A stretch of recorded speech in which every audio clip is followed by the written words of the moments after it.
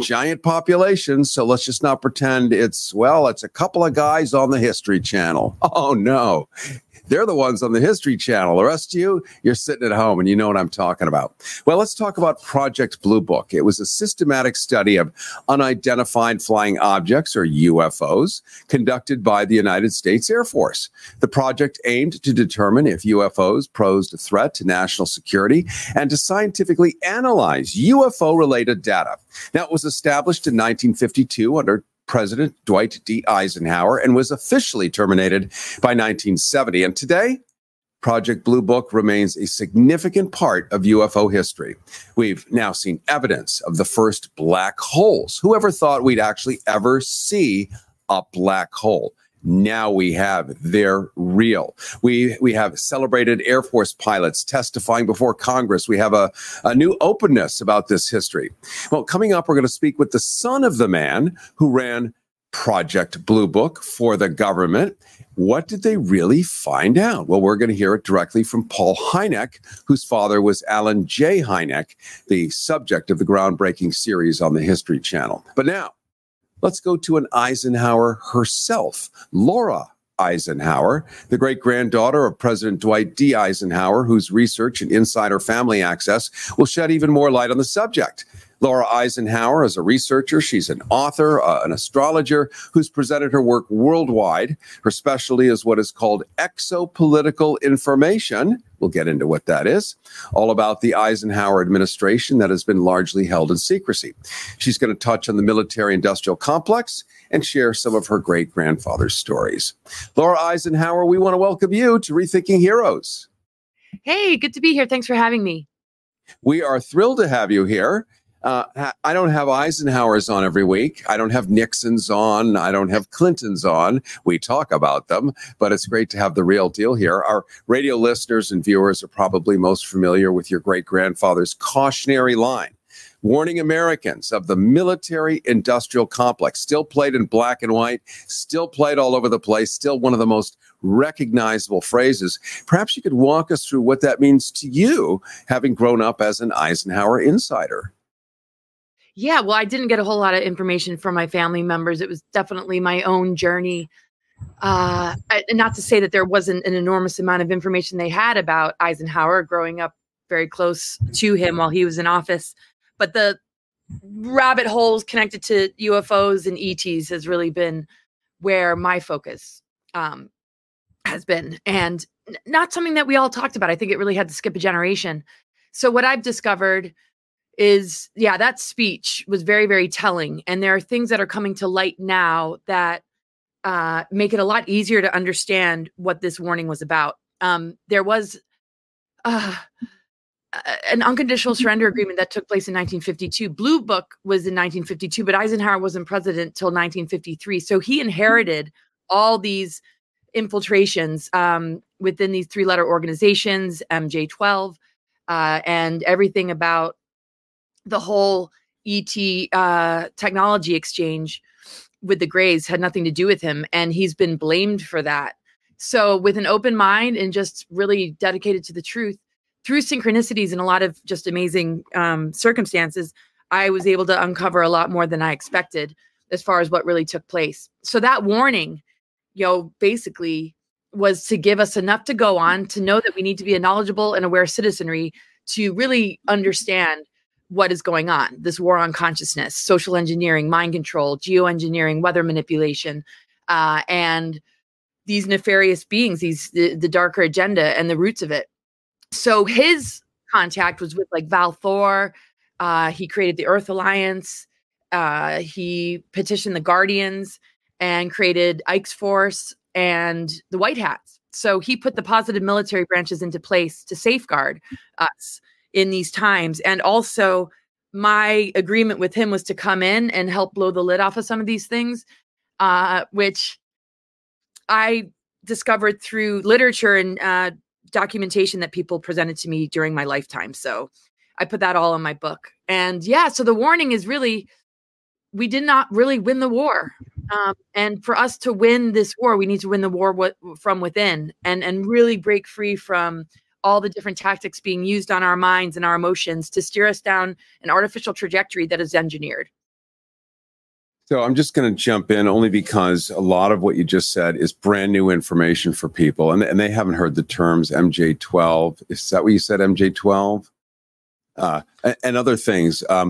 We do know about geoengineering. We know it's real now. Finally, after all these years, we know it's real now. So a lot of what you're saying, we're finding out, and it might be 5 years from today that we find out how real it is, just like we're finding out that UFOs, now known as UAPs, are definitively real. Whatever that means to whoever. But we've also been asked to have open minds, and we see Air Force pilots spotting these things. None of them are insane. These are like focused stand-up, military grade guys. Not funny. They're not stand-up comedians. They're pilots, highly trained pilots. And the same thing is when astronauts report these things, it has to be taken seriously, although it was always brushed under the carpet. Your charge as a family member and your life's work has been to expose and make people more familiar with this. So maybe you can share with us one of the most intriguing discoveries that you've made regarding exopolitics. And let's first define what is exopolitics and President Eisenhower's administration. Well, exopolitics is really understanding the larger picture when it comes to extraterrestrials and UFOs and a more galactic kind of landscape and how that relates to secret space programs and understanding, technology exchanges. There's been a lot of false narratives that have covered up what really took place, and they knew that a time of disclosure was going to come. So I really feel exopolitics is the study and analyzation of these kind of topics. And understanding, what we're dealing with, what species of ETs are working with our governments, but also our genetics. What does our dormant DNA hold? It's not junk. So I did not go to school for exopolitics, right? But when I look at teaching it at mine either. Right. So this is like a personal study that we all take on, right? And I think. Being born into this family immediately from the get-go really lit me up about these topics. And just knowing, deep down that this curiosity that I had was to just uncover a lot of this sort of information that would be under the umbrella term exopolitics. That is about extraterrestrials and bigger picture stuff like that. To that end, you've written and spoken internationally, Laura Eisenhower, about the 3 secret meetings you talk about with extraterrestrial races following your great-grandfather Dwight D. Eisenhower's first contact meeting around 1954. President Eisenhower is said to have signed something called the, and I'm going to pronounce it badly, I'm going to call it the great-granddaughter treaty. Yeah, but that did not happen. So there's updated information, and that's why my book, I figured, did not come out until recently, because I needed to get the rest of this information. I was talking about that because that's what I heard, and I'm like, okay, well, this conversation needs to be out there. Not to say that I was there and I would know, but okay, here I am connecting dots just like a lot of people. This is what I've researched. This is what makes sense. And then I met the senior advisor to the Earth Alliance that said Val Thor worked directly with Eisenhower, and he warned about the Nordics and the Greys. The first contact was not, Eisenhower signing treaties was not Eisenhower. That power was divested into the hands of MJ12, and this shadow government began to grow. And help us with MJ12, because not everyone knows what that is. So it's a group of individuals that basically manage the whole technology exchange with extraterrestrials. They're part of, I would say, the shadow government, the cabal, what we would call deep state. There are many different levels and compartmentalization when we look at all of that. That in 1952, an unconditional surrender agreement took place, which really took the power away from the president. There was like 20 levels of top secret information that was not accessed by the president. But through the help of Val Thor, he was able to understand what really took place. So Admiral Byrd tried to invade the Nazi underground base in Antarctica, and the Nazi occupation there, that did not go well. And then in 1952, that's when the UFOs flew over the Capitol. This was when there was an unconditional surrender agreement. That was actually what they are claiming to be the great-granddaughter treaty. That was when the real technology exchange happened. And that actually was that had already happened in 1929 in the 1930s and 40s.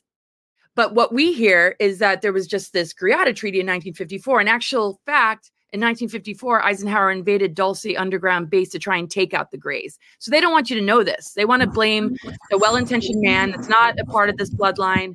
Background is Mennonite farmers. He lived very, very close to the land. He's actually German ancestry. So you see a lot of false narratives being steered. And so I'm kind of like born to like just have the windshield wipers as it all comes being thrown at me, kind of like answered to this. Like, what did your family member do? And so without being biased, I just explored. And this is what I ended up discovering from the senior advisor to the Earth Alliance. So when we look at disclosure related topics, we want to make sure it's connected with the Earth Alliance. There's a lot of benevolent seeming beings, part of the problem reaction solution game with their advanced technologies that we have to be very careful of and very discerning about.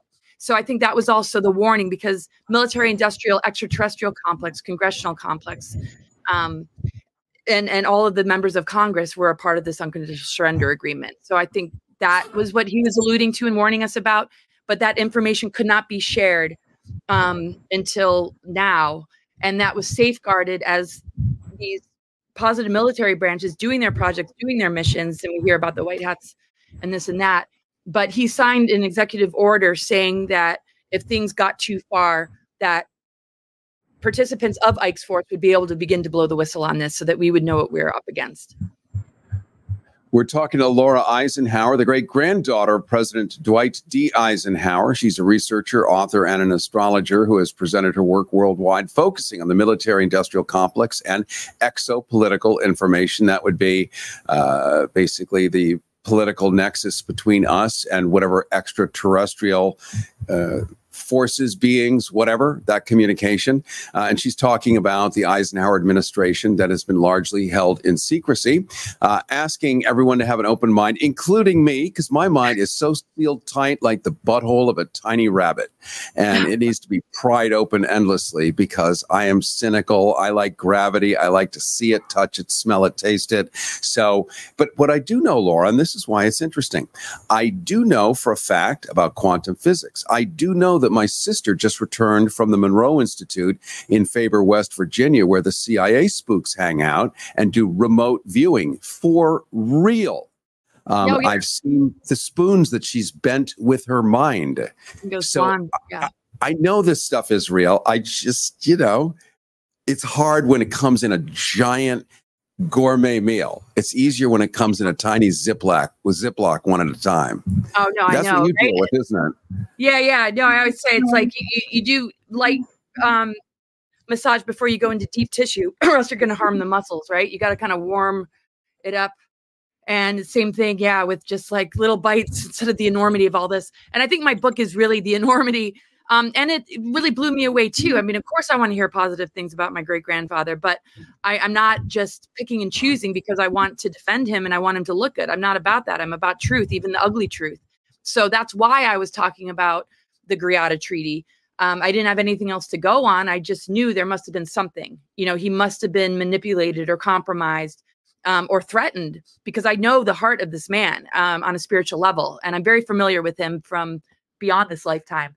So when I discovered this about what took place in 1952, it made a lot more sense. And the dots really began to connect with the whistleblowers that I've met from Ike's Force, the USMC special section, that were created to keep the MJ-12 boys in check, even off planet. I was recruited to go off planet to Mars, but it wasn't a part of an MK Ultra sort of family thing. It came in from outside, and they wanted to divert me and take me off planet because through Looking Glass Technologies and through it being leaked, they knew a descendant would be born to expose this stuff. So they pre-targeted me before I was born, because Eisenhower was told by the star beings that there'd be a migration of souls, including a family member that would bring about the truth. So this is written in a book that was handed to me. And so some people might be like, wow, she's kind of full of herself. And I'm not, quite the opposite. But I'm like, all right.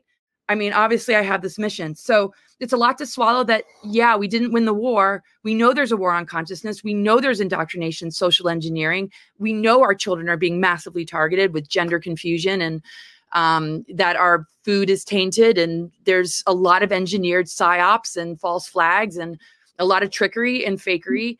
And this is what we need to wake up to. And once we do, our creative energy is no longer being siphoned and used to battery up these engineered timelines.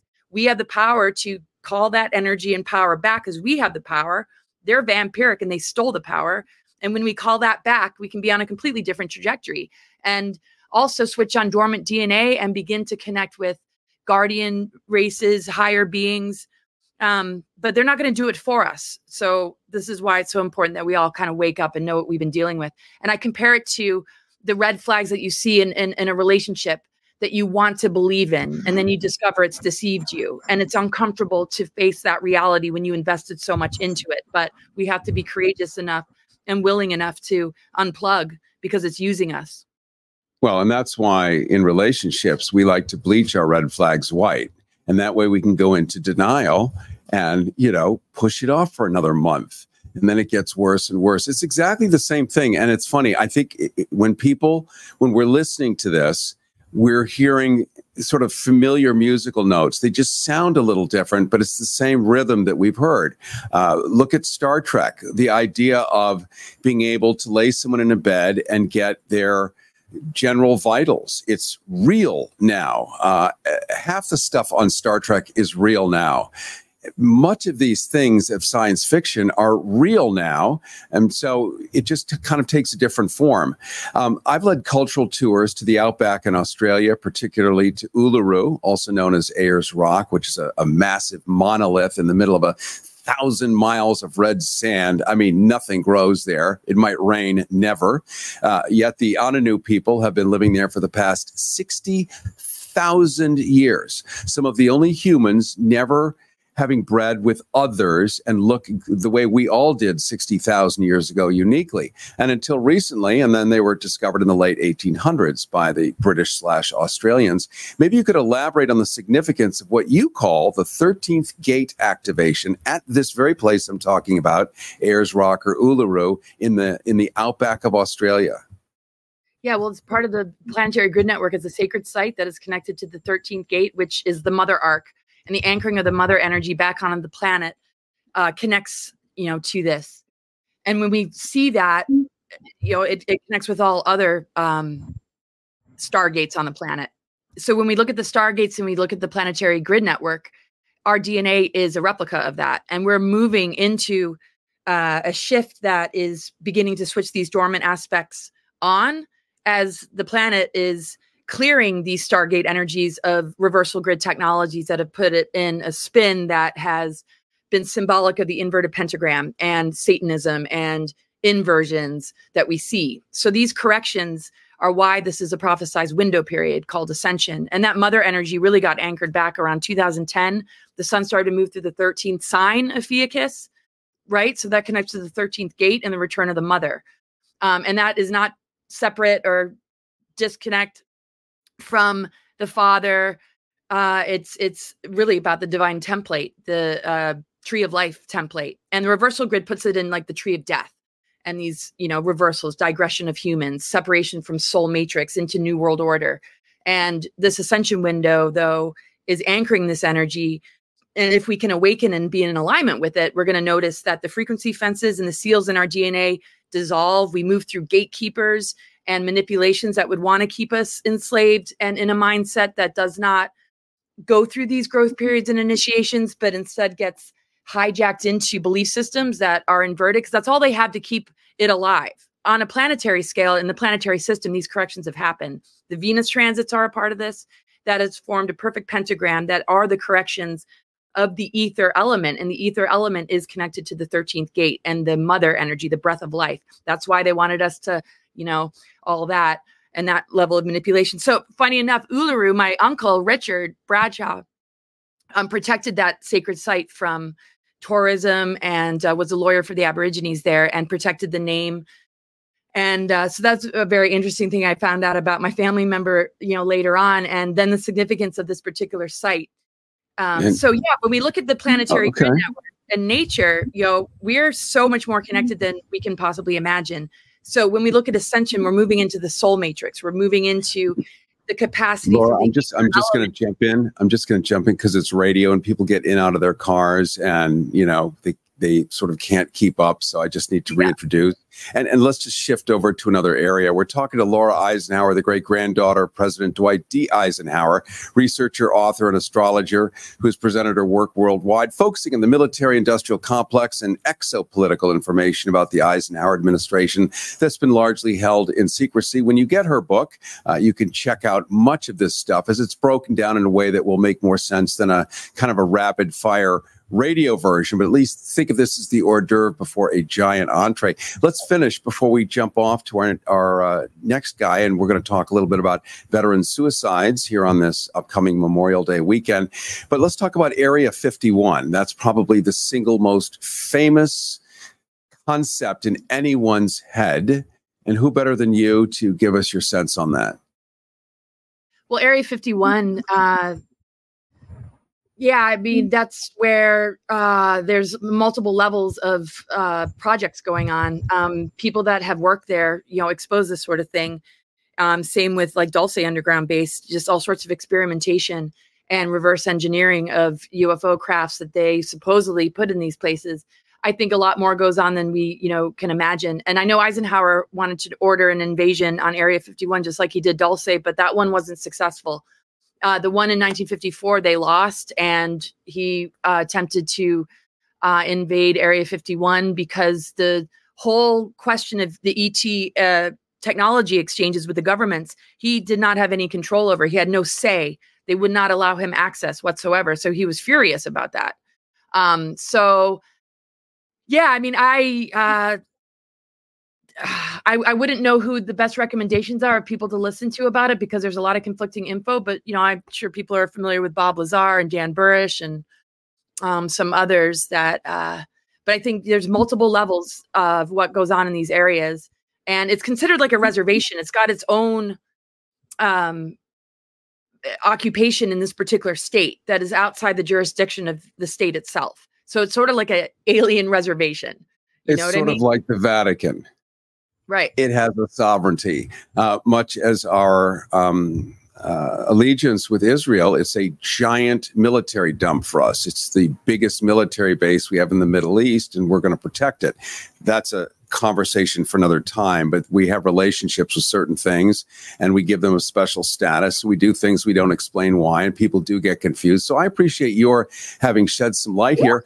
Give us the name of your book again so that people can look it up, check it out, find it. Yeah, it's called Awakening the Truth Frequency, and it's really about being authentic and true to ourselves, understanding what our dormant DNA is made of, what this ascension window is all about. I mentioned ether. It's purifying the inner elements, and, you know, we can clear the toxicity in our environment by doing the inner work in a lot of ways. We are so much more connected than we realize. So I go into galactic history, things I found out about Eisenhower's administration, my own mission, how that connects, and my recruitment, and just my story. So you can get that on Amazon, and I will also have it up on my website soon if you want a signed copy. I'm just getting more and stuff. Google Laura Eisenhower, guess what you're going to find? Laura Eisenhower, because there's only one. So it's very easy.